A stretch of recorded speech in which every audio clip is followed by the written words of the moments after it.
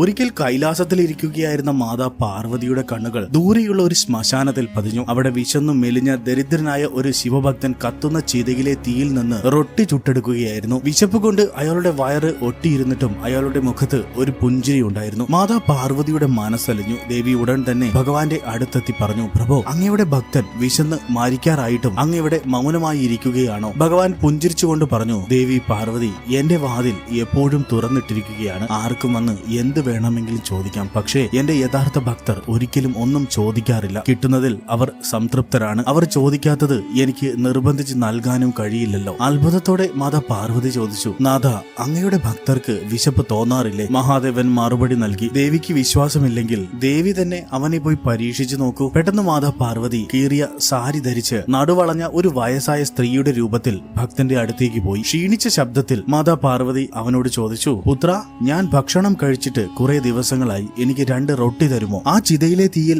ആകെ 2 റൊട്ടികൾ മാത്രമേ അവൻ ഉണ്ടാക്കിയിരുന്നുള്ളൂ. പെട്ടെന്ന് അവൻ സ്വന്തം വിശപ്പിനെ കുറിച്ച് ഓർത്തു. പിന്നെ രണ്ടാമതൊന്നും ആലോചിക്കാതെ 2 റൊട്ടികളും ആ വയസ്സായ സ്ത്രീയുടെ കയ്യിൽ വെച്ചു കൊടുത്തു. എന്നിട്ട് പറഞ്ഞു, എടുത്തോളൂ മാതേ, എന്നേക്കാൾ വിശപ്പ് മാതയ്ക്കുണ്ടെന്ന് തോന്നുന്നു. തുടർന്ന് അവൻ അടുത്തുള്ള പാത്രത്തിൽ നിന്ന് 2 കവിൾ ജലം മാത്രം കുടിച്ചതിനു ശേഷം സന്തോഷത്തോടെ നടന്നു നീങ്ങി. പെട്ടെന്ന് പിന്നിൽ നിന്ന് ഒരു വിളി വന്നു, പുത്ര, നിൽക്കൂ. തിരിഞ്ഞു നോക്കിയപ്പോൾ ആ വയസ്സായ സ്ത്രീ തന്നെയായിരുന്നു അത്. നീ എനിക്ക് ഭക്ഷണം നൽകിയിരിക്കുന്നു. നിന്റെ ഈ കർത്തവ്യ ബോധത്തിൽ ഞാൻ പ്രസാദിച്ചിരിക്കുന്നു. നിനക്ക് എന്ത് വരമാണ് വേണ്ടത്? ചോദിച്ചോളൂ. ഭക്തൻ പുഞ്ചിരിച്ചുകൊണ്ട് പറഞ്ഞു, മാതേ, അങ്ങിപ്പോൾ എന്നോട് ഭക്ഷണം ചോദിച്ചു വന്നതല്ലേ ഉള്ളൂ. മാതയ്ക്കും വിശക്കുന്നുണ്ടായിരുന്നു. മാതാവിനോട് ഞാൻ എന്ത് വരമാണ് ചോദിക്കേണ്ടത്? മഹാദേവൻ മാതയ്ക്ക് നല്ലത് വരുത്തട്ടെ. ഇതും പറഞ്ഞ് അവൻ വീണ്ടും നടക്കാൻ തുടങ്ങി. പെട്ടെന്നൊരു ദിവ്യ പ്രകാശം പരന്നു. ആ വയസ്സായ സ്ത്രീ അപ്രത്യക്ഷമായി. പകരം സാക്ഷാൽ ആദിപരാശക്തിയായ പാർവതി ദേവി അവിടെ പ്രത്യക്ഷപ്പെട്ടു. ഭക്തൻ കണ്ണീരോടെ ദേവിയുടെ കാൽക്കൽ വീണു. മാതാ പാർവതി സ്നേഹത്തോടെ അവന്റെ തലയിൽ കൈവച്ച് പറഞ്ഞു, മകനെ, എന്തെങ്കിലും വരം ചോദിച്ചോളൂ. കരഞ്ഞുകൊണ്ട് ഭക്തൻ പറഞ്ഞു,